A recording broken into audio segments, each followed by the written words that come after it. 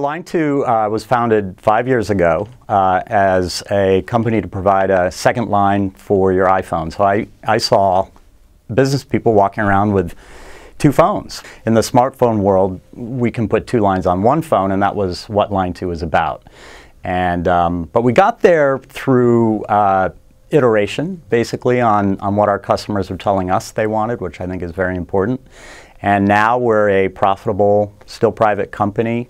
30 employees and growing really more into larger and larger enterprises as companies realize that people want to use their own phone.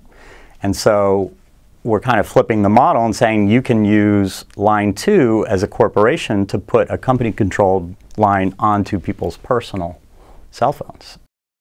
Some minds are idea factories, and if you're an idea factory, then what you actually need is a sort of a nuts and bolts business guy to partner with to rein you in from dragging the company all over the place.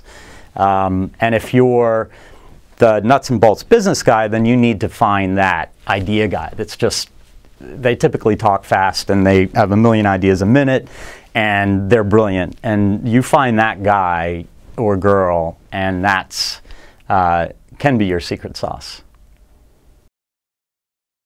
I think everyone has ideas, and everyone says, this would be cool if someone did this. You know, why isn't someone doing this? Or why isn't someone solving this problem? Right? Someone should fix this. And then sometimes, oh, maybe I could fix this. And they start thinking about it, but the key is to take the plunge, and that means quitting your job. Because people won't hire or fund a company where you're not where you're still hedging your bets by keeping your day job.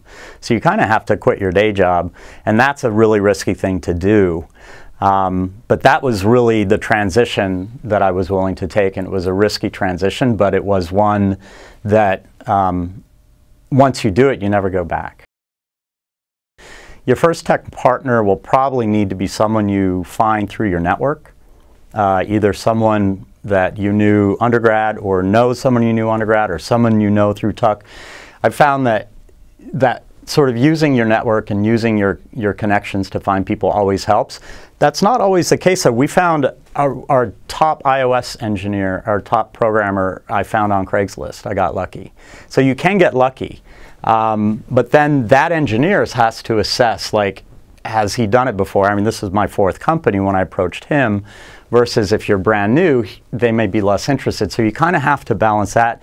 There are other solutions, though. There's companies out there that are, in a sense, rent a CTO. So you may see more models like that that can help you fill out your team early on without actually having to place a bet on a stranger that otherwise could not pan out.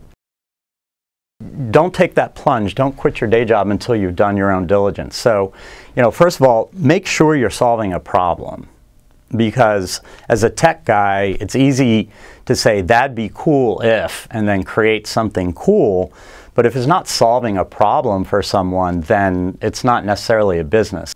Due diligence, but there's a fine line, right, that you have to walk, because you want to ask a handful of really smart people about the idea. You definitely want to do all the research you can on the competitive landscape. You got to sort of play out a few chess moves in advance. Who's likely to enter this market? What are the barriers to entering there? So you do all the stuff that you learn in business school about really understanding the opportunity and whether it's possible to build a sustainable competitive advantage.